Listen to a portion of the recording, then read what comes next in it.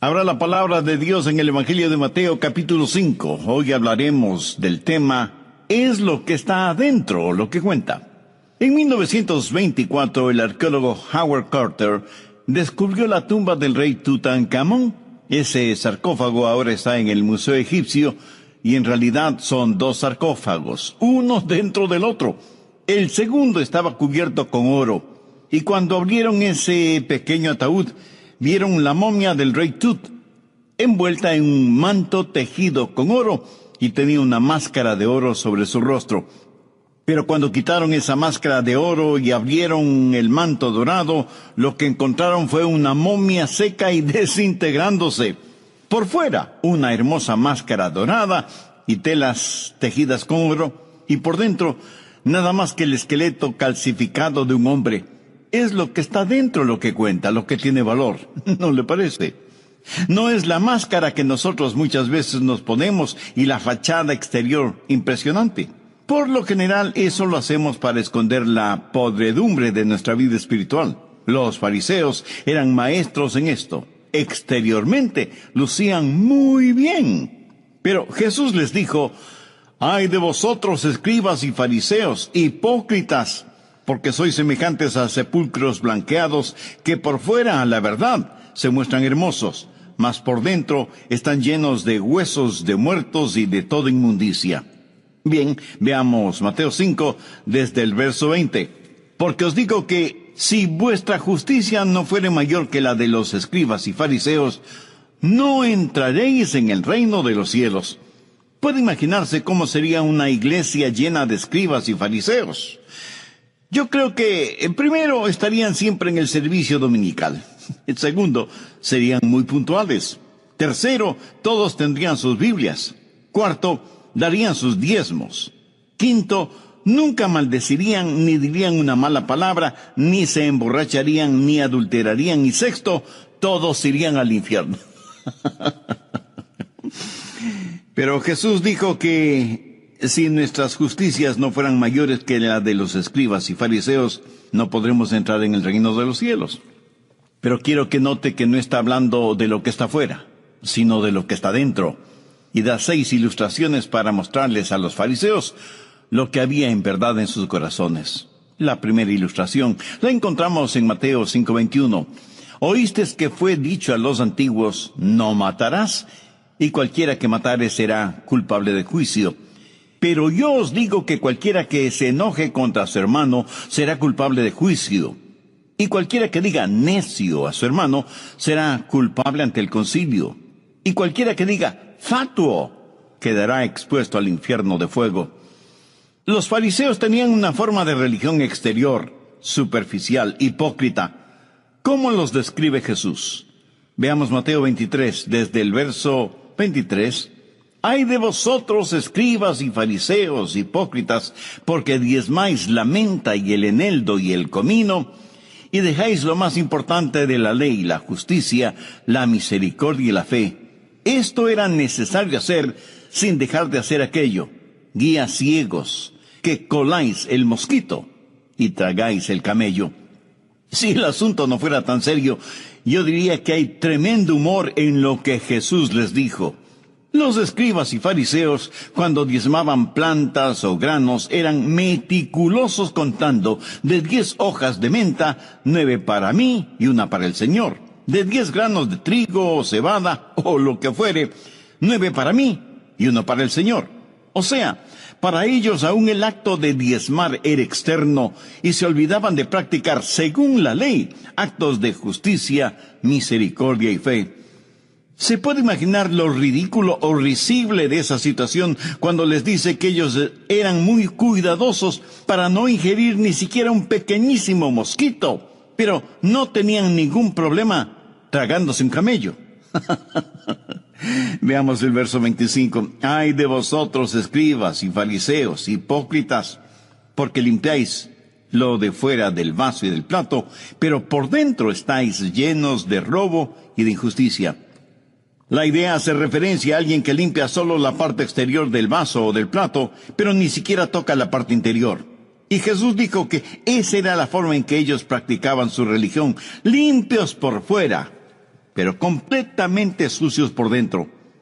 A Dios le interesa primordialmente lo interior, no lo exterior, porque es lo de adentro lo que cuenta. El pecado es un trabajo interior, pero también lo es la justicia, la misericordia y la fe.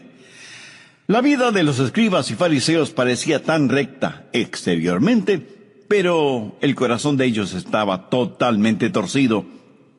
Hace muchos años serví como consejero en una de las cruzadas de Billy Graham. En una de esas reuniones, una muchachita pasó al frente para entregar su corazón a Cristo y tuve el privilegio de hablar con ella. La mamá de esa niña era una persona de la alta sociedad y se sintió molesta de que su hijita estuviera mezclada con el resto de pecadores que querían hacer una decisión por Cristo. Para esa distinguida dama, eso era una afrenta.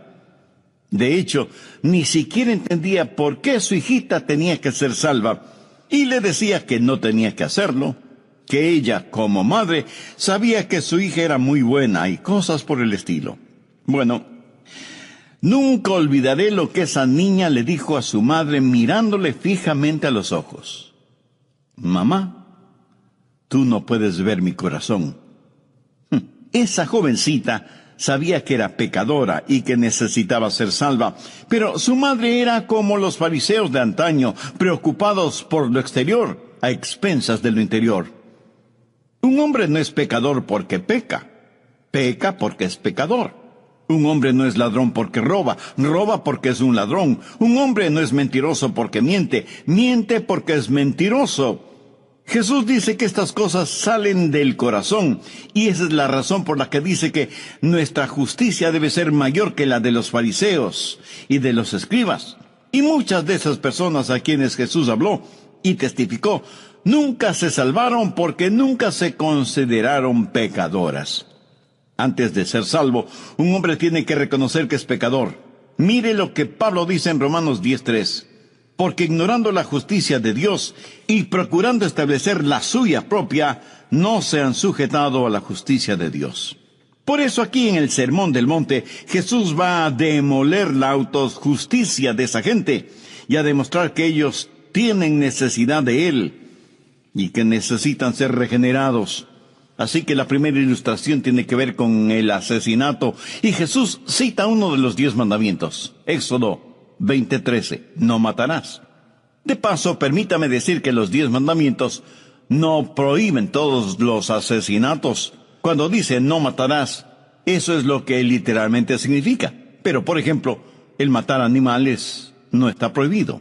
Algunas personas piensan que es malo el matar animales. Pero mire la orden de Dios en Éxodo 20:24. O sea, después del no matarás de Éxodo 20:13, dice: altar de tierra harás para mí, y sacrificarás sobre él tus holocaustos y tus ofrendas de paz, tus ovejas y tus vacas. En todo lugar donde yo hiciere que esté la memoria de mi nombre, vendré a ti y te bendeciré. No había nada de malo con el sacrificar esos animales. Cuando Dios ordena no matarás, no se refería a los animales. Ahora, nadie puede ser cruel con los animales, pero no hay nada de malo en utilizar los animales como alimento. ¿Jesús comió pescado? ¿Fue pecador por eso? De ninguna manera. Escuche cuidadosamente lo que voy a decir. La Biblia no prohíbe la pena capital. Por favor, busque Éxodo 21:12. El que hiere a alguno, haciéndole morir, él morirá. Eso es lo que dice la palabra de Dios. Si usted mata a alguien, usted ha cometido un crimen digno de muerte. Y cuando la Biblia dice no matarás, no está prohibiendo la pena capital. Por supuesto, ningún cristiano debe vengarse. No nos corresponde. Jamás tendremos el derecho de quitarle la vida a otra persona, y sin embargo, el gobierno sí puede hacerlo. Busque Génesis 9:6. El que derramare sangre de hombre, por el hombre su sangre será derramada, porque a imagen de Dios es hecho el hombre. Dios valora muchísimo la vida humana. La pena capital es una enseñanza clara de la palabra de Dios. Cuando la Biblia dice no matarás, no prohíbe el matar animales. Y trágico como es, tampoco prohíbe la pena capital. o la necesidad de defender a los suyos cuando otros amenazan sus vidas. Veamos Éxodo 22, los versos 2 y 3. Si el ladrón fuere hallado forzando una casa y fuere herido y muriere, el que lo hirió no será culpado de su muerte. Pero si fuere de día, el autor de la muerte será reo de homicidio. El ladrón hará completa restitución. Si no tuviere con qué, será vendido por su hurto. Ahora, ¿qué significa todo esto? Que si usted mata a un ladrón a plena luz del día, cuando no había necesidad de matarlo, y usted no corría ningún peligro, usted será culpable. Y aunque el ladrón sea culpable, usted no tiene ningún derecho a quitarle la vida, especialmente cuando ni su vida ni la de sus seres queridos están en peligro. Usted tiene el derecho, la obligación y la responsabilidad, sí, de proteger a su familia. Pero Jesús está hablando a los fariseos acerca de no matarás. Y ellos movían afirmativamente sus cabezas porque ellos ni siquiera pensaban en la posibilidad de que podrían matar. ¿Qué prohíbe la Biblia cuando dice no matarás? Obviamente, el crimen de homicidio. Nuestro país se ha convertido en la capital mundial del crimen. Se mata a sangre fría a gente inocente. Hay gente que mata a otras personas simplemente porque no les gusta. Violadores asesinan a sus víctimas después de haber saciado su lujuria. La sangre de los inocentes clama al cielo y Dios no está sordo a ese llanto. Él no matarás prohíbe el homicidio. También prohíbe el suicidio. Usted no tiene el derecho de quitarse la vida porque esa vida no le pertenece a usted sino a Dios. Algunos piensan que suicidarse, dicen que está bien si es que uno padece de una enfermedad incurable. Pero usted no puede ni debe jugar a ser Dios. La enfermedad más incurable, el dolor más constante, el problema más severo, la desilusión más profunda, la peor persecución, no son justificativos para el suicidio. ¿Por qué? Porque el suicida se está tomando una atribución que no le pertenece. Está quitando de las manos de Dios algo que es atributo de Dios. Y pudiera ser que esté hablando a alguien que está pensando en el suicidio. Mi amiga, mi amigo, no lo haga. Mire lo que Pablo dice en 1 Corintios 10:13. No os ha sobrevenido ninguna tentación que no sea humana, pero fiel es Dios, que no os dejará ser tentados más de lo que podéis resistir, sino que dará también juntamente con la tentación la salida, para que podáis soportar. Y surge una pregunta. Pastor, ¿puede un cristiano cometer suicidio?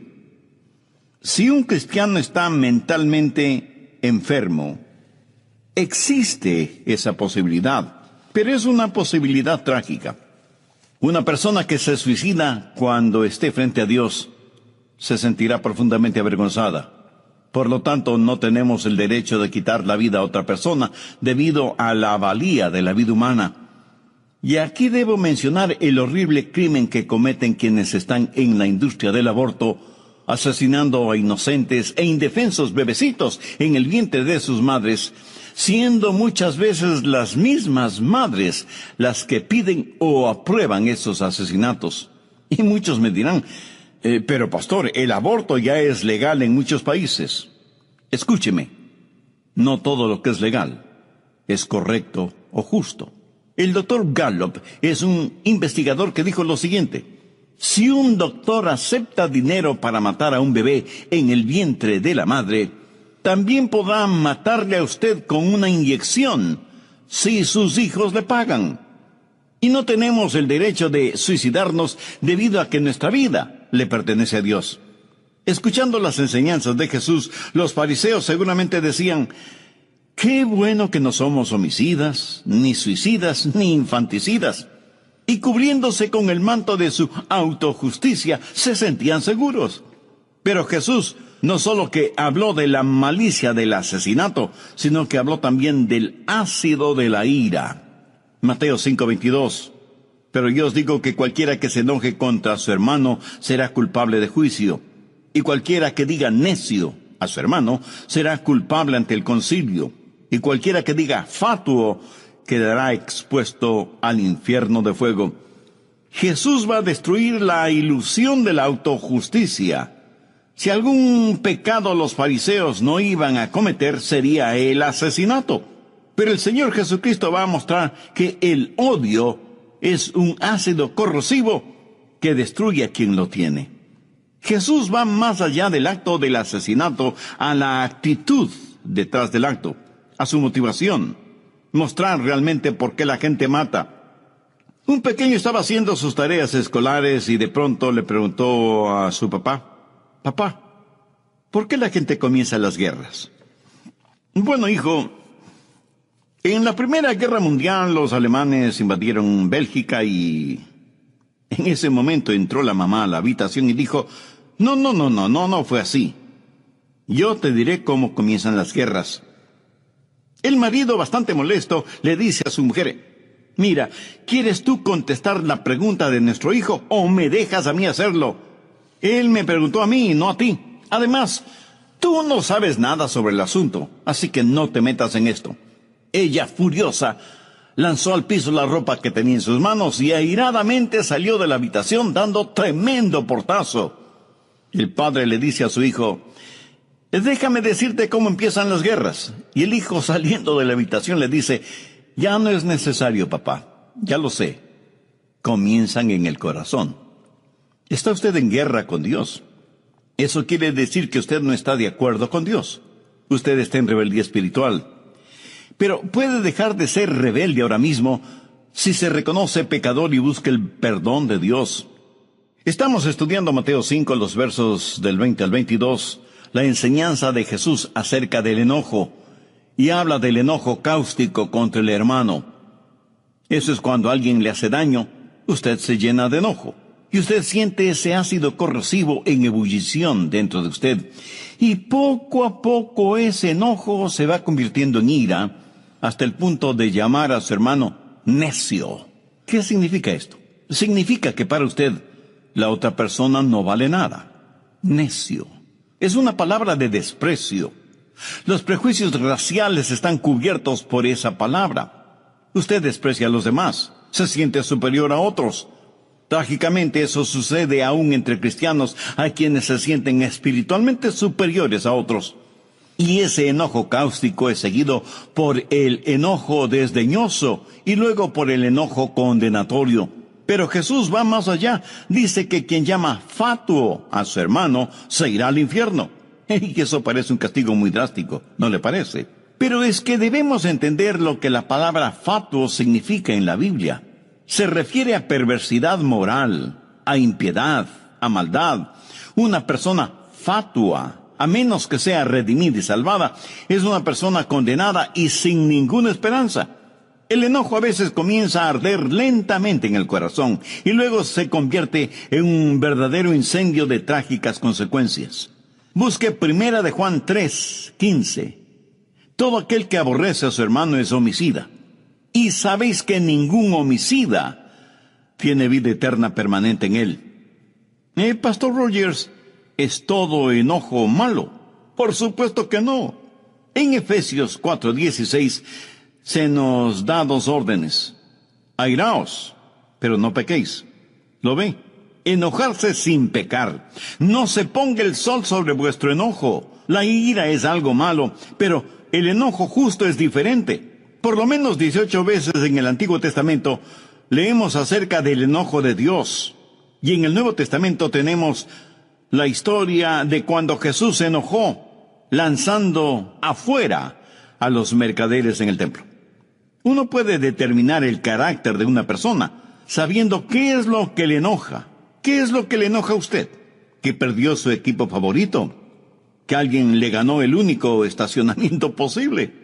Ahora, ¿sabe cómo enojarse sin pecar? Se lo diré. Enójese contra el pecado. Jesús nos previene contra el enojo que permite que Satanás construya una fortaleza en su vida. Esposos y esposas, escuchen. Si ustedes están enojados por alguna razón, nunca se acuesten estando enojados. No se ponga el sol sobre vuestro enojo, ni deis lugar al diablo. Cuando usted tiene enojo en su corazón, y no lo elimina, y enojado se va a la cama, ¿sabe lo que hace? Le está dando permiso al diablo para que levante campamento en su vida. El enojo es la sustancia de la cual el diablo se siente muy a gusto. Pero también deseo que note lo que dice Efesios 4, los versos 28 al 30. El que hurtaba no hurte más, sino trabaje, haciendo con sus manos lo que es bueno, para que tenga que compartir con los que padecen necesidad. Ninguna palabra corrompida salga de vuestra boca, sino la que sea para la necesaria edificación, a fin de dar gracia a los oyentes. Y no contristéis al Espíritu Santo de Dios, en el cual fuisteis sellados para el día de la redención. La mayoría de los fariseos no robaba, ni salían palabras corruptas de sus bocas, pero note lo que Jesús les dice en el verso 31. Quítense de vosotros toda amargura, enojo, ira, gritería y maledicencia y toda malicia. La palabra de Dios es viva y eficaz y más cortante que toda espada de dos filos. El enojo está detrás del asesinato y quiero que note su progresión en 5 pasos, de acuerdo a lo que vemos en Efesios 4. Primero, amargura, en el verso 31. ¿Sabe usted lo que es la amargura?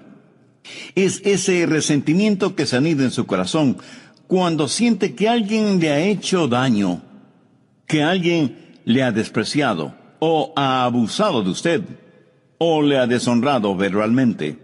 Eso es amargura. No es enojo todavía, solo amargura. Tal vez usted no diga nada a nadie, pero ya tiene ese resentimiento. Segundo, enojo.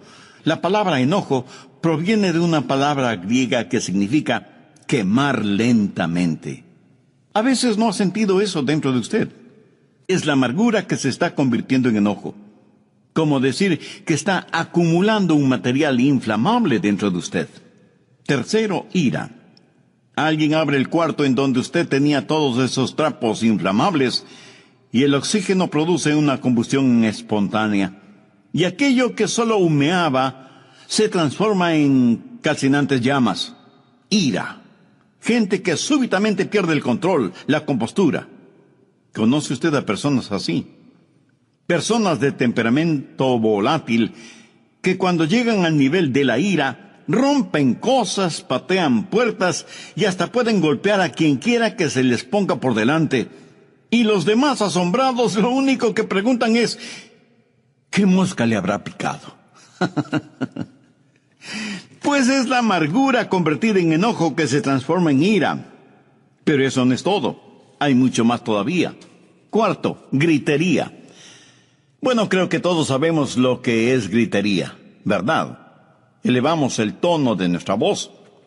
Y cuando alguien nos pide que no gritemos, a gritos respondemos que no estamos gritando.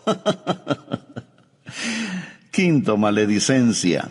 Una vez que usted ha elevado el tono de su voz, una vez que se ha encerrado usted mismo en esa actitud, comienza a decir cosas malévolas, diabólicas, y deja salir expresiones que no debía usar, y a decir cosas que no debía decir. Por ejemplo, decirle a su hijo, tú no sirves para nada, eres vago y holgazán como tus amigos. O a su esposa, decirle, qué maldición fue el haberme casado contigo, ojalá te murieras. Y cosas así por el estilo. Y el diablo está frotándose las manos de alegría y riéndose y empujándole y susurrando en sus oídos las cosas horrorosas que debe seguir diciendo. En pocas palabras, usted está fuera de control. ¿Sabía que por ahí hay una enseñanza psicológica que dice que es bueno para una persona el ventilar su ira? Dicen, desahóguese, grite, maldiga, patee. Es bueno abrir la válvula de presión y dejar escapar toda la ira que tenemos adentro. Mi amigo, eso no es más que una mentira. Desde el punto de vista bíblico, no hay ningún respaldo para una aseveración de esa naturaleza. Es más, en su libro, La ira, una emoción mal entendida, su autora Carol Travis dice lo siguiente: la razón psicológica para desahogar la ira no resiste ni el más elemental escrutinio experimental.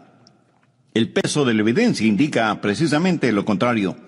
Expresar la ira provoca más ira, solidifica actitudes negativas y establece hábitos de hostilidad. Por eso es que la Biblia dice en Proverbios 15:1, la blanda respuesta quita la ira, mas la palabra áspera hace subir el furor. Mucha gente lleva diariamente esta carga de amargura. Aún gente aparentemente religiosa, piadosa, y que parece no ser capaz ni de matar una mosca. Gente que va a las iglesias, sea de la denominación que sea, y si la amargura pudiera manifestarse en el rostro, todos los seres humanos, con las debidas excepciones, tendríamos rostros verdaderamente espantosos. Cierto, tal vez usted nunca mate a alguien. En ese sentido, es mucho mejor llevar la semilla en el corazón que hacerla realidad. Tampoco diga, bueno, si solo por pensarlo ya soy culpable delante de Dios, entonces lo voy a hacer de todas maneras. Pero ese no es el punto ahora. No estamos hablando de lo que le sucede a ellos, sino de lo que le sucede a usted primordialmente. Escúcheme. Jesús está tratando con los fariseos y está ilustrando la verdad de que no es lo de afuera lo que nos hace pecadores, sino lo que cada uno de nosotros tenemos dentro. Hemos visto la malicia en el asesinato. Sabemos que existe el ácido de la ira. Pero Jesús también enfáticamente dijo, si vuestra justicia no fuere mayor que la de los escribas y fariseos, no entraréis en el reino de los cielos. O sea, usted no puede entrar en el cielo debido a su buen comportamiento. ¿Sabe lo que hay de malo con la autojusticia?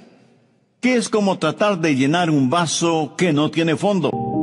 El que usted trate de llenarse con usted mismo no aumenta nada a lo que usted es, porque nada más nada siempre dará como resultado nada. Nunca podrá ser justo, nunca podrá ser bien hasta que Dios no le haya dado, regalado, otorgado la justicia que solo proviene de Él. Concerniente a su gente, los judíos, Pablo dice lo siguiente en Romanos 10:3, porque ignorando la justicia de Dios y procurando establecer la suya propia, no se han sujetado a la justicia de Dios. Por favor, entienda bien lo siguiente. La justicia propia es como trapos de inmundicia a los ojos de Dios. Los fariseos necesitaban ver y entender esto porque, con todo lo religioso que eran, no lo entendían. ¿Cuán justo es usted? ¿Qué es ser verdaderamente justo? La genuina justicia, la justicia de Dios, es, en primer lugar, una justicia que nos es otorgada. Nosotros por nosotros mismos no la tenemos. Y porque Jesús murió y pagó la deuda de nuestros pecados, Dios nos ve y nos recibe a través de la justicia de su Hijo. Y Dios dice, Adrián es justo.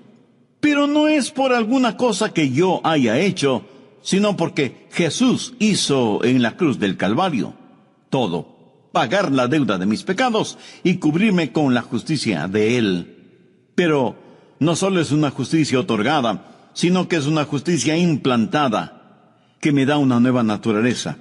Y entonces puedo hacer lo que hago por ser el nuevo Adrián que soy. He sido hecho de nuevo, limpio y puro en mi interior, porque Dios ha obrado un milagro judicial si se quiere. Ahora tengo una justicia que no es mía, pero como me ha sido otorgada, es una injusticia imputada. Permítame ilustrar esto. Es como si Dios depositara una enorme cantidad de dinero en mi cuenta bancaria que no tenía ni un solo centavo. Y aunque ahora sé que tengo dinero en el banco, también sé que ese dinero fue depositado por otra persona.